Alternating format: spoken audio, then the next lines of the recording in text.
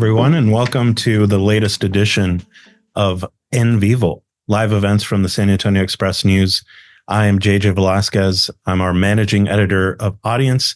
I'm sitting here with newsroom meteorologist Anthony Franze. And in a bit, we'll take to your questions. If you're new to this, we've done two of these before.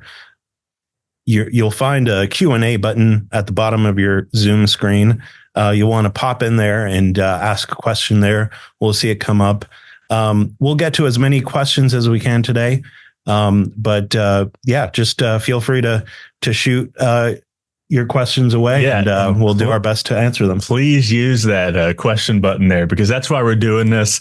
I know if you're a subscriber, which I hope all of you are, I think you have to be a subscriber to watch this. So you probably see a lot of my articles over the past several months. But if there's something that you haven't seen, that's a question you may have about the weather, ask away, let me know, and we're going to get to as many of those as possible. I'm excited for this, JJ. A little interactive. I'd love to see it. Let's do this. We've also got another way to ask you questions, and that's our weather newsletter. That's a daily product that we put out with forecasts every morning, and you get a deeper look at climate trends affecting the South Texas region on Saturdays. Right.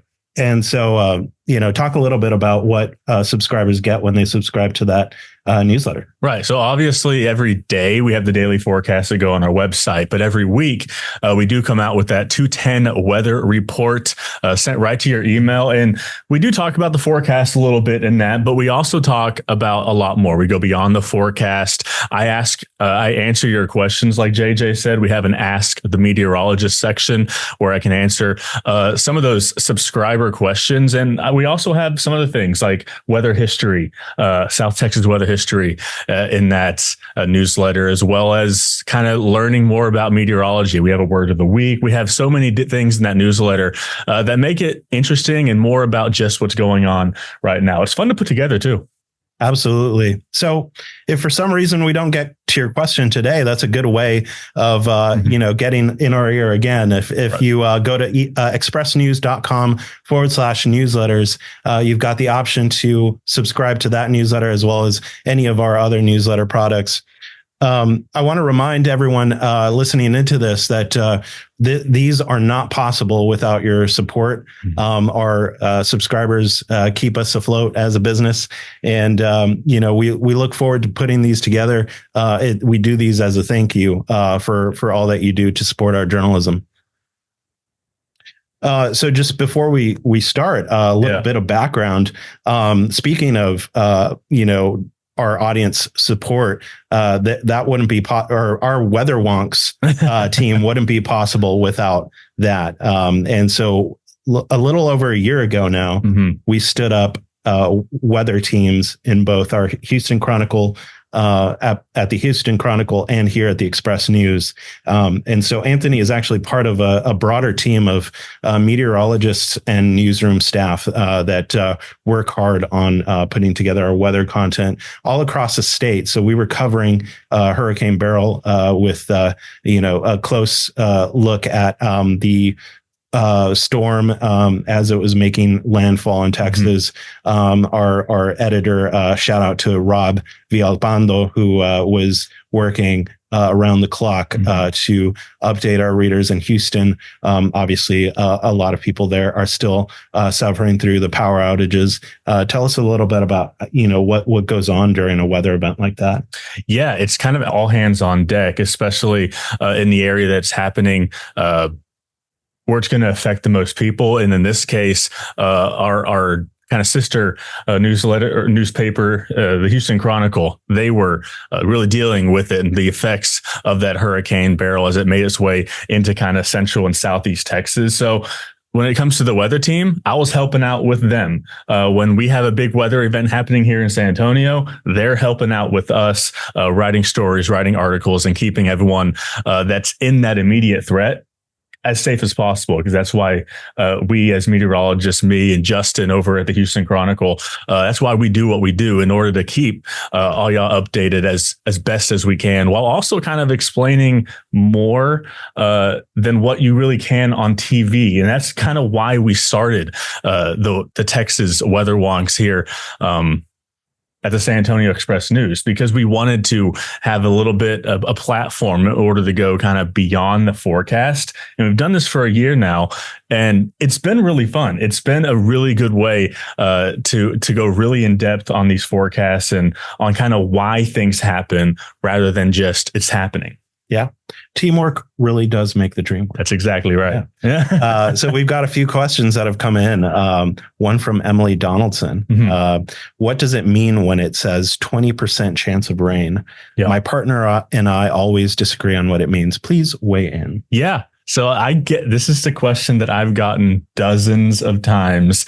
I know there's been videos on TikTok and Instagram that have gone viral talking about exactly what a 20% chance of rain actually means. So oftentimes, just like we saw yesterday and just like we're going to see today in San Antonio, I've got about a 30% chance of rain right here in San Antonio today. And what I mean by that is I'm actually very confident, almost to 100%, that we are going to see storms in South Texas. So it's the 30% comes in when we talk about how much of the area is going to see storms. So when I say 30% chance of rain, I'm actually very confident that there is going to be rain out there, but only 30% of kind of the South Texas area will be seeing that rain. That's kind of where it comes from. And I know a lot of people are shocked when they actually hear that. And that's actually what it means. Yeah. And it's important to remember that weather is hyperlocal. So, yes, if you're in one neighborhood, you could get pummeled by rain, and mm-hmm. another neighborhood, you could see a few drops. And we kind of saw that a little bit yesterday here in San Antonio. I wouldn't say pummeled is the right word in terms of yesterday, but sometimes that's true. North side of the city yesterday, north side of the San Antonio metro area, Hollywood Park, Helotes got an inch up to even 2 inches of rain yesterday afternoon. While right here at our office in downtown, it rained lightly for like 2 minutes. We barely got anything. So it is hyperlocal. Some areas 10 miles away can get a couple inches of rain while it stays dry. And that's something that honestly happens a lot in Texas because of just the isolated and scattered nature of our thunderstorms can be during the spring and summer. Yeah. We've got another question here from Bill Hurley. Your email said low temperatures in South Texas hardly fall at night. Is that a sign of climate change? It is a little bit a sign of climate change. There's a couple different factors, and that's something I'm really hoping someone would ask today. So thanks, Bill. Was it Bill? Bill Hurley asked that question. And low temperatures have been increasing a lot over the past few years, over the past decade. For example, we used to almost never have low temperatures at 80 degrees or higher. It happened. You could count it on like two hands before the year 2000. Nowadays, we see it. It's not like it happens every day, but it happens a lot more often than it used to. We've already had 5 or 6 nights this year that low temperatures have only gotten down to 80, 81 degrees. And there's a couple reasons for that. First of all, it is climate change. The fact that temperatures have been warming up significantly over the past few years globally. That's on a global scale because of greenhouse gases, more carbon dioxide in the atmosphere, causing temperatures to warm up pretty much everywhere across the globe. But also one of the maybe even a bigger factor for urbanized areas, it's what's called the urban heat island effect. And what that does is because San Antonio has been growing over the past couple of decades, we continue to see more buildings, more structures, more roads, more parking lots. All those things retain heat during the day. They retain heat when it's 100 degrees during the day. Those things heat up the blacktops and asphalt. You know how hot that can be, right? When you're outside on a summer day, they retain heat. And then when the sun goes down, they're still really hot and they actually re-emit that heat back for the first few meters near the surface. And so it actually keeps us warmer than we otherwise would be. And as populations have increased, by a ton over the past couple of decades. That keeps those low temperatures significantly warmer than they used to be. And you can see that when you go outside the urban area, when you go to rural areas, most often, those low temperatures, while we're in downtown San Antonio getting down to 80 degrees, folks to the north and hill country, folks to the south of here are seeing those lows down to 75 or so. So it's not a huge difference, but definitely makes a difference. I was just in Dripping Springs over the weekend. And it was definitely a shade cooler, although it's still pretty hot. It's noticeable. There's so much tree coverage too that, you just feel the great benevolence of the shade right in those moments. But you arrived here just in time because, we were gearing up for our hottest summer on record. And, extreme heat is something that we're going to continue to cover here at the Express News. Let's get to another question here. Anonymous attendee. What's the most exciting weather event you've ever covered and why? Exciting. I'll give you my most memorable weather event. And it was definitely the 2021 winter storm. I didn't cover that here in San Antonio. That's back when I was a TV meteorologist out in Midland, Texas. But that brought impacts all over the state. That 2021 February winter storm was absolutely historical. And I was at the station for 5 days that I slept, like maybe not 5 days, but I slept there for at least 2 or 3 nights because the roads were horrendous and I couldn't really come back and forth. So that was definitely the most memorable kind of weather event that I've ever covered as a meteorologist, and just how cold we got. It was unprecedented over the past few decades. That I'm sure you remember plenty about. About that storm. Yeah, I was a newsletter editor at the time, and we were still, we were grappling with power outages at my home. Obviously pushing through that and trying to get the news out to people. So it was obviously it affected everyone. All the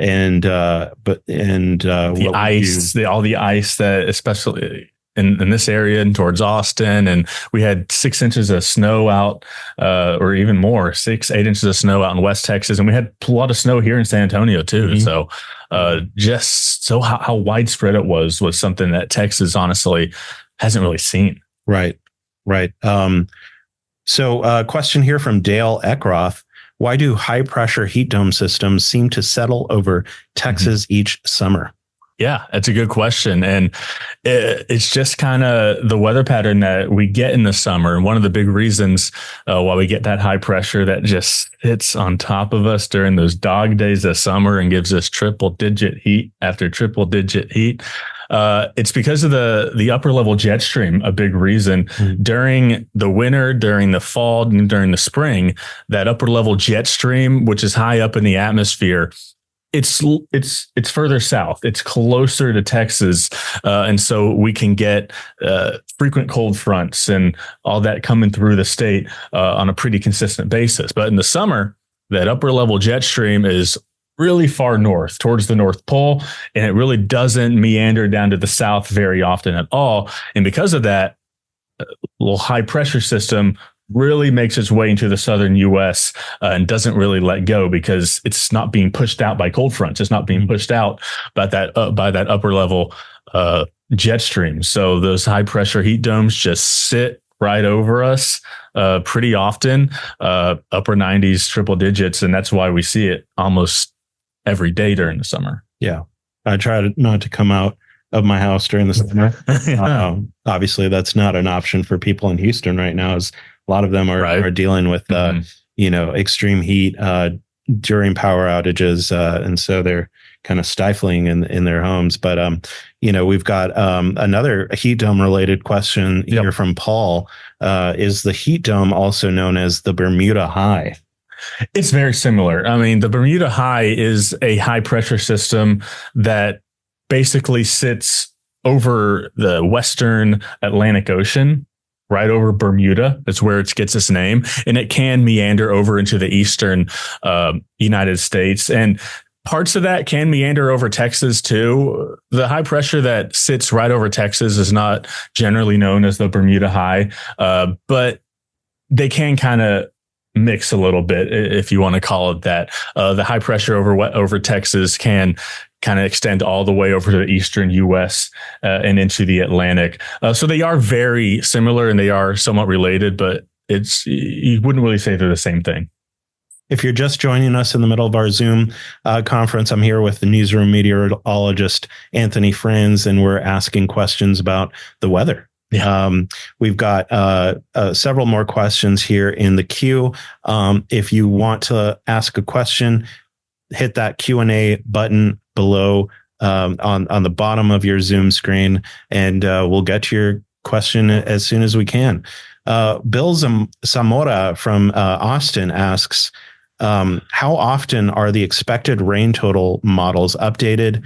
Seems like the models are consistently too generous with the expected number of inches of rain. Shouldn't the models be getting better over time? He also says, hook 'em. I am a UT alum. Yeah. And so a lot of times it does seem like they overestimate a little bit. And to answer the first part of that question, he said, how often are they updated? Is that right? Yes. It depends on the model you're talking about. Some weather models are updated every hour. Those are called the short-term models. They really only go out for a day or two, but they are updated every single hour. Other global models like the American GFS or the European model, which I'm sure you may have heard about, those are updated every 6 hours. So you get different data that comes in every 6 hours, and those ones can go out for a couple weeks at a time. So the longer that the model goes out, the bigger time frame that it is updated.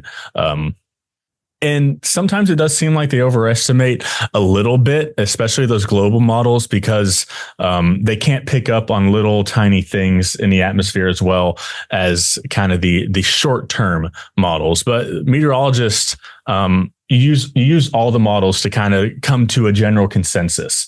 And generally speaking, they do a pretty good job. It's up to the meteorologist kind of discretion in order to know exactly how the models kind of behave in their area. You kind of see those patterns as you go month after month that you're working in that area. So it's up to the meteorologist to interpret those models, which ones may be overestimating how much rain we're going to see, which ones may be underestimating, and kind of giving their best guess, their best forecast as to what's going to happen. I don't know if I completely answered that question, but it's really up to the meteorologist's discretion to kind of see what's going to happen there. You're only good as the data that is coming in, right? In a past newsroom that I worked at, there were issues with the forecasts that we were getting from the National Weather Service, standing in contrast to the sort of models that we were seeing coming into a digital tool that we use to kind of map out what snowfall totals would look like. And so often they were sort of in conflict. I mean, the model that they were using was a proprietary model. It was based off different data than the National Weather Service was relying on. And so you would see people get confused at why am I seeing, 10 inches of snow forecast here, but the National Weather Service is forecasting 5 inches. Right. And that's why you don't use a single model, basically, is what we're saying there. One single model can be way off, it can be way wrong. And that's why you use a variety of different weather models in order to come to one forecast. And you really do need that human element to kind of look over the data. And you also base it on what has happened in the past and how these sorts of weather systems, snowstorms, hurricanes, how they have behaved in the past will likely determine, give you a good idea of how they're going to behave in the future. And so it's really up to that human element to interpret that model data and give a most likely forecast. And it's also a big reason why your phone app may be wrong a large percentage of the time, is because it's 100% computer data. It's 100. No human element is going into your iPhone weather app or anything like that. That's why our job is so important still, even in this day of in this age of technology. You see so many wrong forecasts on the iPhone weather app. Yeah, we love our partners at Apple News, by the way. They feature our articles regularly in the Apple News, in the weather app. So if you have a question about or want to get more context about forecasts that you're seeing in that weather app, I recommend you scroll a little bit and click the latest forecast story from Anthony, and it'll give you a much better picture. And it's not to say that the app is always wrong. Right. I'm not saying that.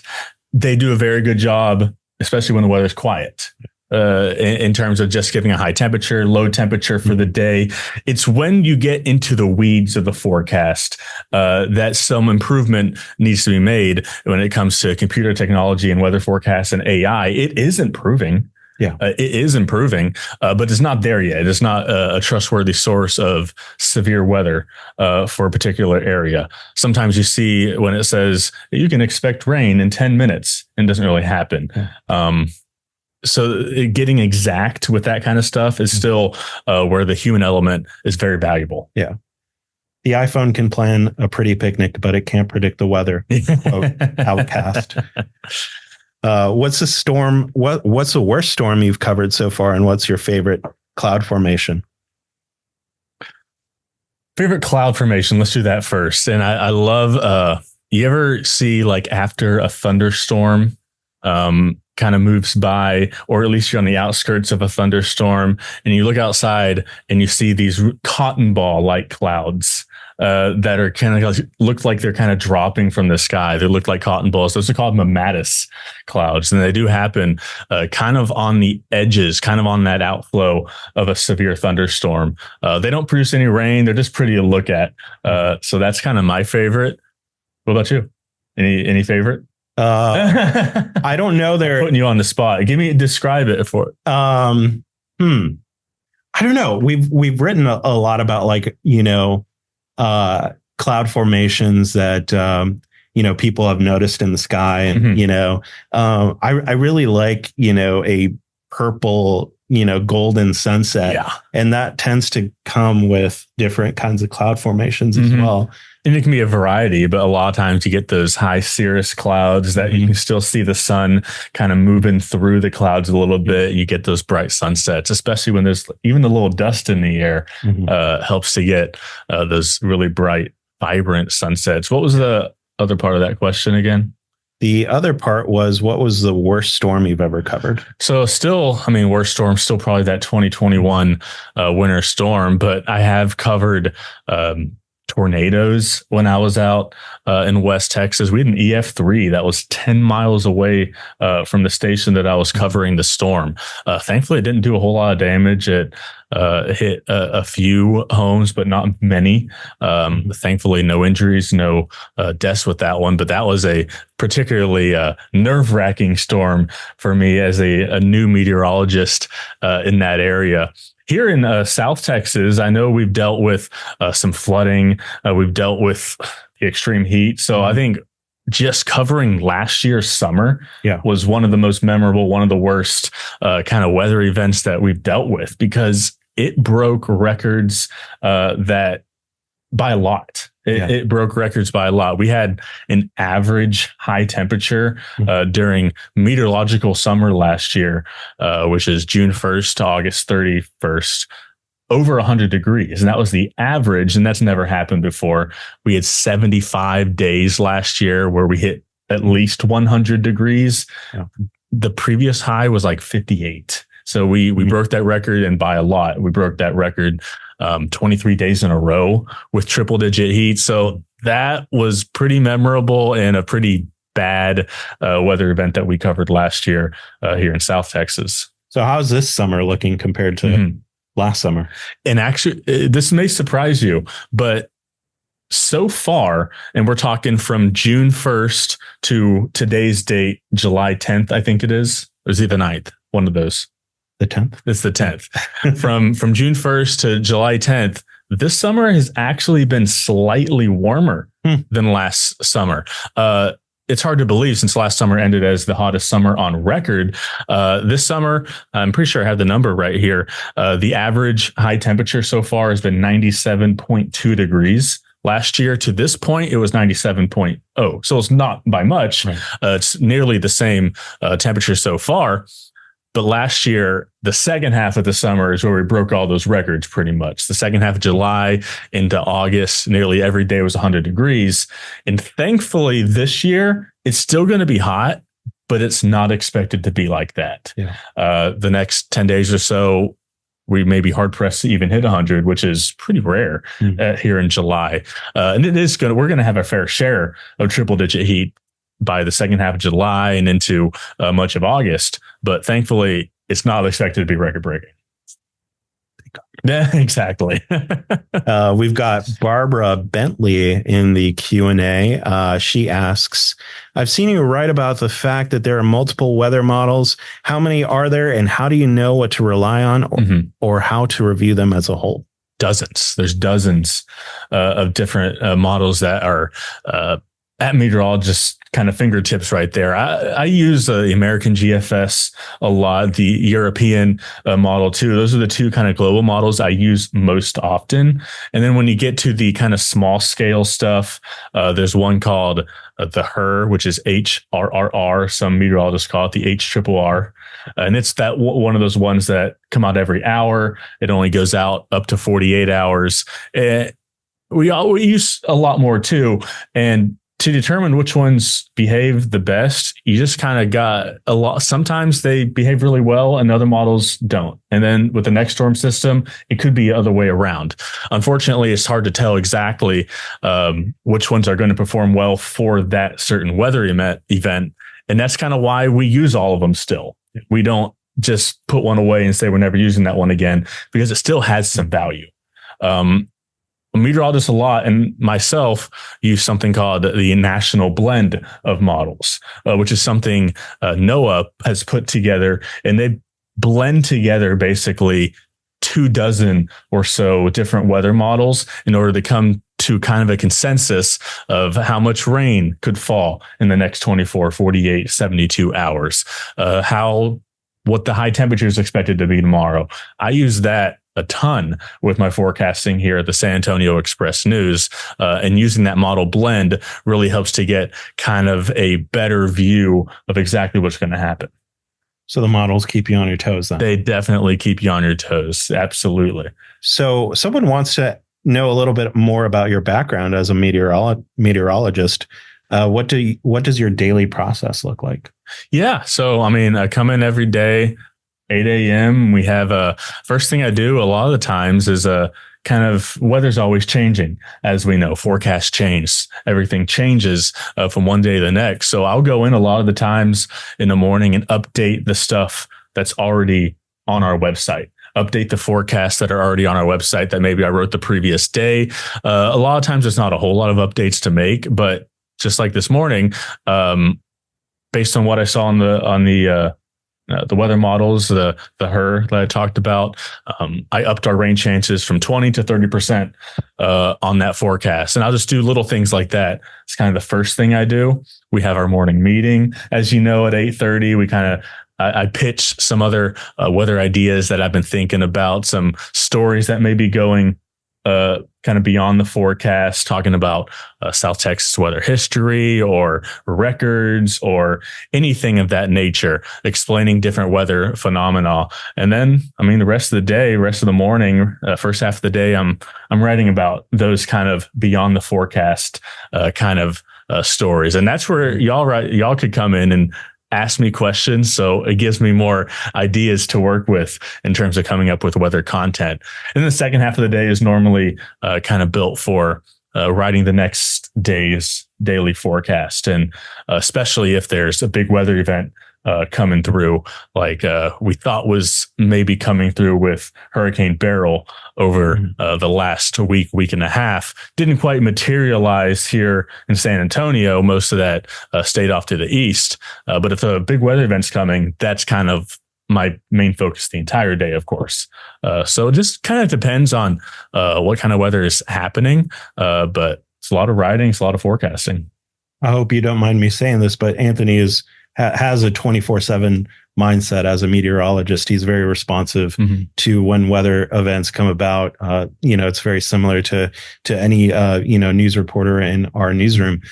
So we make sure to follow those weather patterns as constantly as we can to keep our readers like you updated. Yeah, I think that's just part of the job, especially from what I've grown up with and the meteorologists that have taught me how to be a good meteorologist is you're always on the clock pretty much. You're not technically on the clock, but if there's a severe thunderstorm warning, if there's a big weather event that's coming in at 10 p.m. at night, at 2 a.m. in the morning, it's important to get something out there to alert y'all or everyone to stay safe from if it's dangerous weather coming, something like that. So, no, that's very important. And I'm used to doing that when I was working in TV because we do on-air cut-ins. I'm glad I don't have to do that anymore. That was stressful. But it's kind of the same thing now when you're trying to put out an article late at night or something like that with some pretty important weather that's coming in, stuff like that. Yeah. Speaking of your time in TV, you worked at different places, Midland, Odessa area. And before that, you were in Montana. Yeah, right? I was at my first job at a college. So I went to college, if anyone's interested, Valparaiso University meteorology program there in Northwest Indiana. And then after that, I spent 1 year. It was a good year. 1 year as the weekend meteorologist in Missoula, Montana.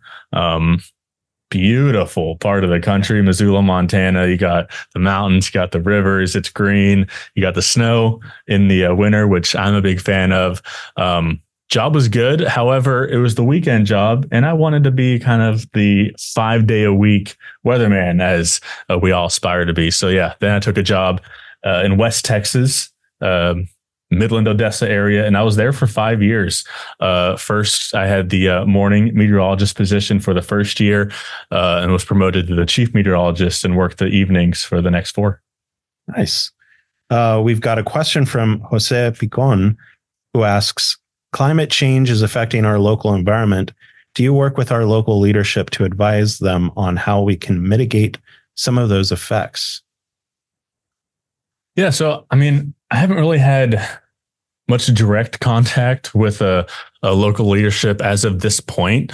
I'm definitely always open to that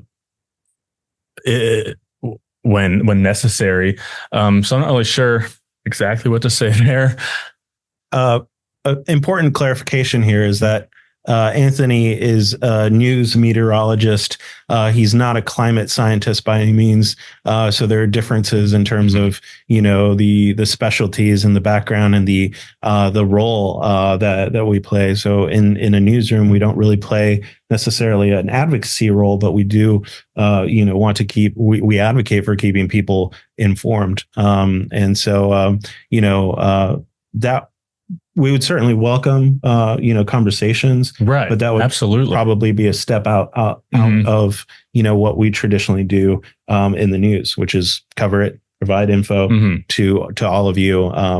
But certainly it's something. And I definitely write about climate change and our change, the way things have been changing over the past couple of decades. And I think just putting that out on the on our newspaper and putting it on our website gets that conversation started, right? And also a big part of my job, obviously, is just the day-to-day weather as well. So, yeah.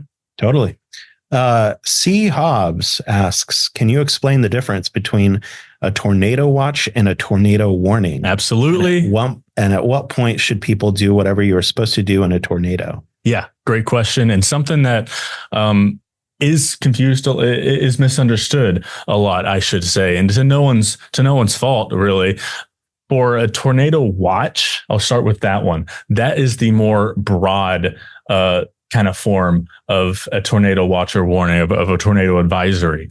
So what happens with the tornado watch is most of the time, storms haven't even formed yet when a tornado watch is issued. And it's issued for a large area. It could be 10, 20, 30 whole counties across the state. And at that point, when a tornado watch is issued, forecasters just kind of know that when storms do form, they could produce tornadoes. This is an area that we are watching for the possibility that tornadoes, severe thunderstorms could form over the next kind of 2 to 8 hours whenever they extend that watch for. So a lot of times you'll get a tornado watch issued at like 1 or 2 in the afternoon, and it'll be in effect until 10 or 11 at night. Mm-hmm.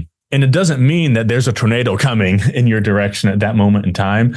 But for you, when you have a tornado watch that's issued, just be alert.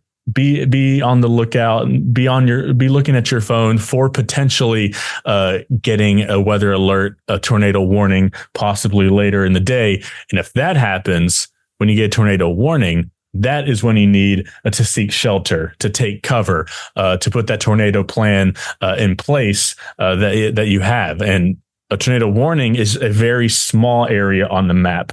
A lot of times a county or half a county basically is kind of the area normally included in a tornado warning. And it means that there is a storm right now that's here, and either there is a confirmed tornado on the ground, or the storm is rotating quite a bit, and meteorologists think that there is an imminent threat of a tornado with that particular storm. So the more serious one is the tornado warning. And if you see that, that means seek shelter. Tornado is potentially on its way into your area. Tornado watch means there's a possibility that this could happen later on that day. Have you ever chased a tornado before? I've tried. Yeah. I haven't had a whole lot of opportunities since most of the time when there's severe weather, I'm working. Whether when I was in TV, I was in the studio, or now I'm writing. I'm doing the best I can to keep people informed. I have gone out a couple times with some of my meteorologist friends, and I've attempted like twice to try to track down a tornado. And I saw some rotating storms, but never actually saw one drop down. Don't try this at home. No. Leave it to the professionals. Exactly. For now, you can get your kicks watching the new Twisters movie. I'm excited for that. Is that out yet? 2 weeks or so. Okay. I believe you've been counting down the days. I have. I'll be at the Alamo Draft House. We've got a couple of similar questions. What tools are necessary for weather forecasting, and how do you ensure accuracy? Yeah. And a lot of it is having general knowledge about the area you're forecasting for, knowing kind of that weather background, how storms normally behave when they come into a region, the different geographic factors in that region per se. And then a big factor is just what we've already talked about, the weather models. I mean, computer modeling has come a long way. They're more accurate than they've ever been at this point in time here in the year 2024. And being able to interpret those models and put your best foot forward in a forecast really is the most important thing. Just knowing your kind of terrain, knowing your area, the weather history, and those computer models goes a long way. This isn't a question, it's a comment. I've been so impressed by the increased weather coverage the past year, a critical need. Proud that Anthony is our local meteorologist, a wonderful writer who has taught us so much through the morning newsletters. Thank you, Deborah Nickel. We appreciate your readership. Yeah, thank you so much. I really do appreciate that. And it's really nice to hear something like that, because that's why we started this. Because before we really, Hearst, our parent company, decided to hire actual meteorologists. It hadn't really been done before in the newspaper, digital newspaper landscape. We were kind of the first to do it. It started over at the San Francisco Chronicle, and then came here to us in Texas. And I was so excited to be a part of that, and to be kind of one of the first kind of real publications that hired meteorologists. And one of the big reasons is because there's so much misinformation out on the internet. Yeah. It's hard to sort through sometimes. And it's people who aren't meteorologists who are just trying to get clicks and trying to do their best to put buzzwords in their headlines, get clicks, and really have no expectation of truth. here at the San Antonio Expect News, you have the expectation of truth when you click on one of our articles. Obviously, it's weather. Sometimes forecasts are wrong. Mm-hmm. It happens. But you can have trust in the fact that you have real meteorologists doing real work here and giving you the best information that's possible. To be honest, I'm surprised it took the newspaper industry this long to catch on to hiring meteorologists, but I'm definitely glad you're here. Glad you're working with us. Barbara Bentley has another question. When we sort of touched on this earlier, it's about the weather app on her iPhone. She does read your articles for local coverage, but when she's out traveling, she does look at the weather app. What's your opinion of using the weather app, and do you have any recommended alternatives for people who are out traveling? Yeah, and the weather app is fine. It's just fine. Like we said before, it does a good job of giving you a general sense of what the weather could be that day.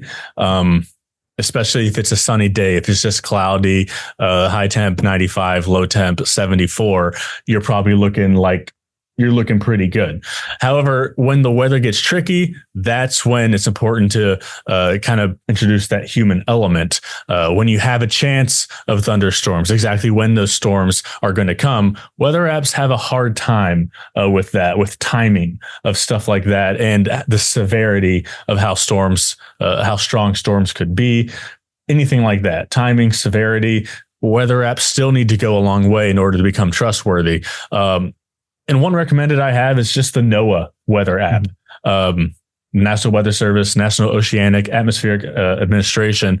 They have a weather app, and you get your forecast comes from all the different National Weather Service offices across the country. There's, I forget how many, 100, 120 different National Weather Service offices in the country, and you get personalized forecasts for your area with that NOAA weather app. And there's an hourly forecast, there's a 7-day forecast, there's even a whole forecast discussion where you can read exactly what one of the National Weather Service forecasters has written, kind of going in depth on what to expect that day and the days going forward. So if any weather app I recommend, is that one. And just a shameless plug for our San Antonio Express News app. And you can get the weather information from me right there. Exactly. You'll get those updates every morning through push notifications if you enable them. Jose Picon asks, I know it's hard to predict the future, but the last hurricane predictions were a thud. What exactly happened? Yeah, it was a little bit of a thud, wasn't it? It's just kind of the nature of the beast with some of these hurricane forecasts. And especially when you're trying to forecast these things 5, 6, 7, 8 days in advance. Models do a decent job, but they don't do a perfect job when you're out that far. So with that last hurricane, Beryl, which did eventually hit the Texas coast, close to 50 miles or so southwest of Houston is where it made landfall near Matagorda, Texas. At one point, if you went 5 or 6 days before it made landfall, it was looking like we could see a good amount of rain here in San Antonio. I wasn't sure yet because, 5 or 6 days away, that shift absolutely can happen. And it did happen, as we saw. And one of the reasons that did happen, if I can go into the forecast a little bit, someone mentioned the Bermuda High earlier. The Bermuda High is also very important in directing hurricanes. So a lot of times it sits right there in the Western Atlantic Ocean. And hurricanes, that's why they start moving west across the Atlantic, because it's following the southern edge of that Bermuda High, which is clockwise. Air moves in the clockwise direction around the high pressure system. Whenever that Bermuda High is pushed further west, which it was with Beryl, hurricanes continue on that kind of south track and move towards the Gulf of Mexico, possibly affect Texas. Whenever that Bermuda High is pushed further east away from the United States, that's when you see that northern curve happen before the storms even get to the U.S. With Beryl, that Bermuda High was pushed way into the eastern United States. So that's why it moved into the Gulf. Now, we knew it was coming into the Gulf.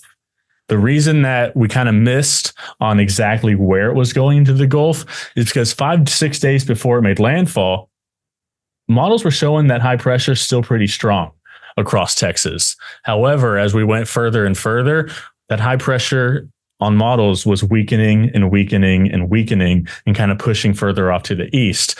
And as Beryl made its way close to the Texas, it kind of took advantage of that weakening high pressure and made that more northern curve because honestly it could. That high pressure was further east, so it went further east.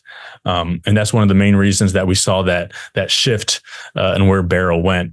By the time we got to 3 or 4 days away from landfall, models did a pretty good job. And it only went 50, 100 miles east of where it was expected. But that 50, 100 miles can make a big difference in our impacts here. Yeah, that's why, that all hands on deck approach is so critical to newsrooms covering weather events like hurricanes, is because there can be such dramatic shifts during the course of a hurricane, for example. Our next question is about the winter storm in 2021. Yeah. Do you think there's a high chance of that occurring again in South Texas, and to what severity? It's not a high chance. In terms of will it happen again in general? Yeah, it will. In the case of 100 years from now, at some point it's going to happen again. But in terms of will it happen this year? It could, but the chance of it is extremely small based on just how severe and how cold and how long it stayed cold with that general kind of winter storm. So whether it's cyclical, things that happen, it's going to likely happen again. But because it was so strong, it likely won't happen this year. It likely won't happen next year. But that small chance is still there. Right. Yeah, I think this is going. We're moving away from this in meteorology, but they used to use terms like 100-year weather event or 500-year weather event, and they were finding that people were getting confused by that, thinking that this can only happen every 500 years, and that's not the case. It's just that it's sort of a way of conveying the percentage of likelihood. Right, exactly. And they can happen. A 100-year weather event could happen 2 years in a row. It's not likely to, right, but it absolutely could happen 2 years in a row. And lately, we have seen maybe an increase of those types of weather events because extreme weather happens more often in this changing kind of global weather pattern, this changing climate that we are seeing. We get more extremes with a warmer ocean. Hurricanes can be stronger. With warmer air, you also are able to warmer air can kind of hold more moisture than drier air. And as temperatures continue to rise, more moisture is in the atmosphere too, which is another reason why overnight low temperatures have been as high as they are, because it's more humid, and humid air decreases temperature a lot more slowly than drier air. We've got less than 15 minutes now, so we'll do a pun intended lightning round here. Okay. What is the most challenging aspect of forecasting weather in Texas? That's a hard question, because it is a challenge every day forecasting in Texas, because so many things could happen. Texas is in a spot geographically where you can see these wild temperature swings. You can see severe thunderstorms, snowstorms, of everything can happen here in Texas because of where we are geographically, kind of on the south and east side of the Rocky Mountains. The cold air can come in from the Rockies, from Canada. And we're also adjacent, of course, to the Gulf of Mexico, where a bunch of moisture can come in on a daily occurrence, especially during the spring and the summer. So being kind of right there, the boundary of two different air masses, that's why our weather is so extreme in the state of Texas, why we can see so much, from the severe thunderstorms to the snowstorms on occasion, not as much here in the southern half of the state, and flooding and just drought, everything. That's what makes forecasting in Texas so difficult, but it also is what makes forecasting in Texas fun for me. Yeah. Is the jet stream changing its behavior due to climate change? I would say slightly. Maybe like moving just slightly to the north, and it's a big and weakening a little bit. I guess not moving in a sense, but weakening a little bit, because as we've seen, our poles, the North Pole and the South Pole, they're warming at a bigger rate than the rest of the world. So those temperatures have warmed up several degrees in the past couple of decades on average. And that makes those polar jet streams really not as powerful. Because temperatures aren't as cold there, the jet stream is not as powerful. And kind of in theory, that would result in, I should say, less frequent and less powerful cold fronts in the state of Texas. It's not something that you can really notice on a year-to-year basis because it's a very slow process. But in theory, the weakening kind of jet stream there would provide weaker and less frequent cold fronts for us. There's a question here. I'll take a stab at answering. Do it. Will we see collaborations from you and the reporters who cover utilities or energy about why the aquifer levels are low or how our grid fails? They seem tightly connected. And I'll answer that by saying that is already happening. It happens sort of behind the scenes. So it hasn't been visible up to now. But do you want to take a stab at kind of answering? I'm very involved with a lot of those, the environmental reporters that we do have. They'll send me messages. They'll come ask me at my desk. They'll send me messages and ask my opinion and ask for different weather forecasts and numbers that I can provide and be of use for. You may not see my name in the byline on those because they've written that article, but I helped to contribute on a lot of those pieces.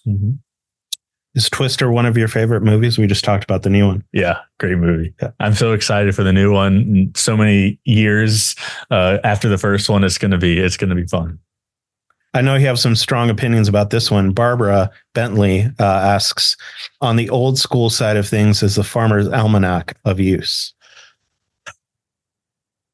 You can probably tell by that sigh that it's a fun thing. And they do use some of the kind of very long range forecast models that are out there to give you a general sense of what's going to happen. But it's more of a fun thing and I have no problem with the Farmer's Almanac because it's a nice thing to look at and kind of be like, oh, it's going to be a cold winter this year. Oh, it's not going to be as cold this year. But it doesn't hold much weight. It really doesn't. I think I did. No, that was different, but never mind. We can look year after year, look at the Farmer's Almanac and how it predicted what that winter is going to be or what that summer is going to look like. And it's right 50 to 60% of the time. So it's almost a coin flip.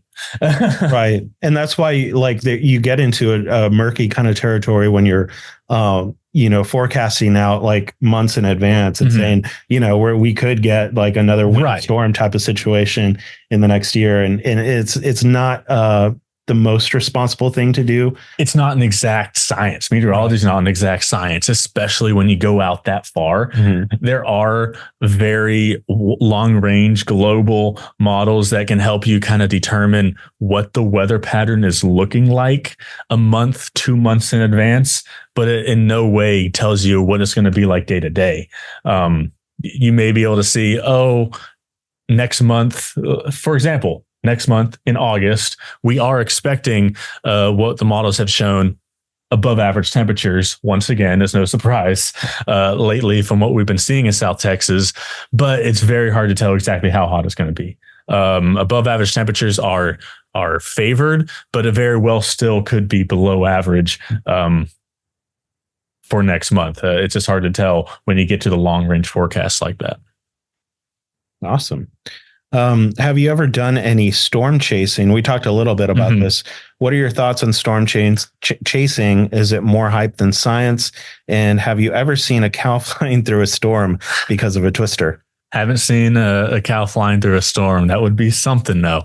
But just talk about storm chasing real quick. It is very helpful. and for meteorology in general, and to help to alert the public of potentially dangerous storms, tornadoes that are approaching an area. Storm chasers are a valuable tool for TV meteorologists, for the National Weather Service, for myself. If a storm chaser is able to go out and see a tornado touch ground and moving towards the city, they can make that report and alert the public. And then the rest of the meteorologists, either myself posting it online, TV meteorologists, National Weather Service, they can provide the warning based on what the storm chaser has seen.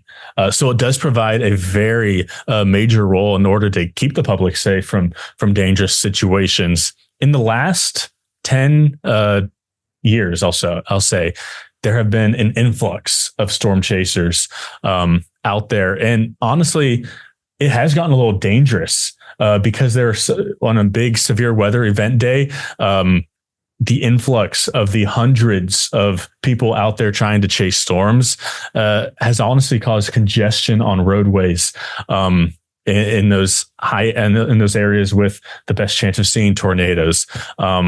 So we honestly need to scale it back a little bit. If I'm being totally honest, it is a very valuable tool, but it can be a little bit overhyped. I don't recommend you just going out there and trying to chase storms to try to see a tornado, because you really do need to be a meteorologist who knows exactly what they're doing, knows the direction in which these storms can move and will move and how they're going to behave, because there have been storm chaser related deaths because some people who are inexperienced don't really know how that storm's going to move, and it moves right on top of them. So it is a very serious thing. They can be very beneficial, but it's not something that you really want to go out and do yourself. So there are 5 minutes left here.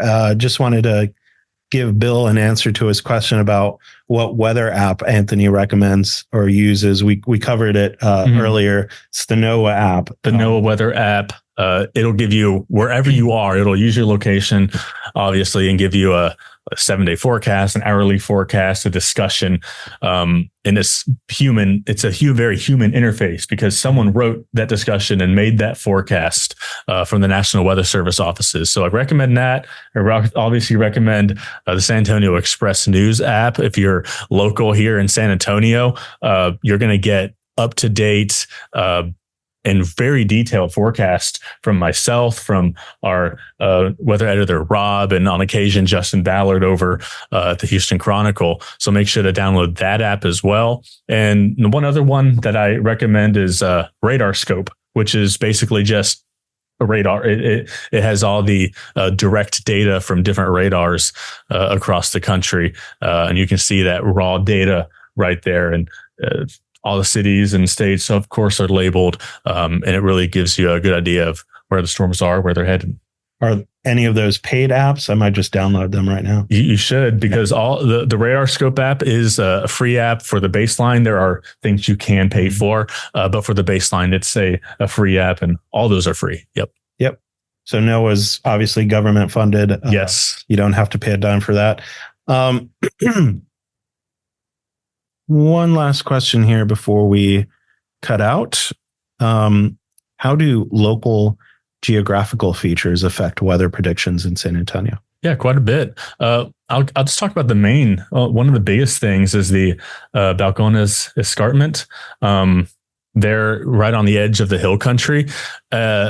It really plays a big factor in something that we call flash flood alley. A lot of people may have heard about Tornado Alley, where the most tornadoes happen across the U.S. from North Texas into the Central Plains and really now into the Southeast. But not many people have really heard about flash flood alley, which happens.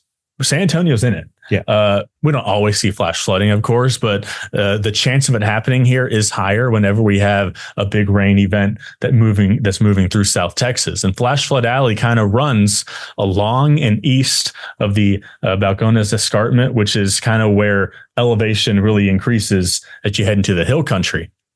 It runs from San Antonio, really up I-35 towards Austin, and even a little bit further north from there. And what it does is it here in South Texas, we're in flash flood alley because we get moisture from the Gulf of Mexico.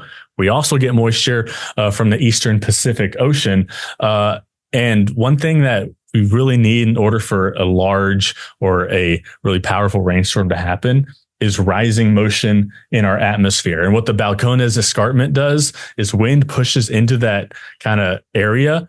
And because of the elevation rises, the air rises. And so you have all that moisture, you have the extra rising motion in the atmosphere because of the Balcones escarpment. And that really initiates what can sometimes be 4, 5, 6, 7-inch rain events from time to time. Thankfully, it's not like something that happens on a consistent basis, but because of that kind of geographic feature, that's why we're kind of in flash flood alley. Yeah. I have a Kiwi friend who moved from New Zealand to Texas a few years ago, and he was really impressed by our violent storms that we have here. Obviously over in New Zealand, they see very different kind of rain, just, right.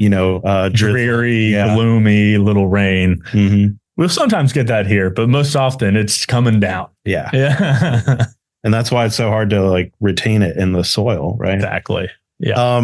So I think that's all the time we have, folks, but I want to remind y'all, and again, thank you for joining us today. We wouldn't be able to do this without your help, without the subscriptions that you pay for. It sustains our journalism. And tomorrow, about 24 hours after this, you'll get an email with a link to a survey.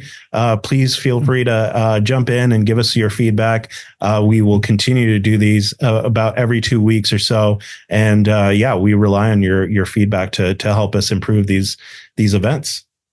Yeah, all right. Thank you all so much. Thank you for the questions. This is it's been fun. Thanks so much. Yeah.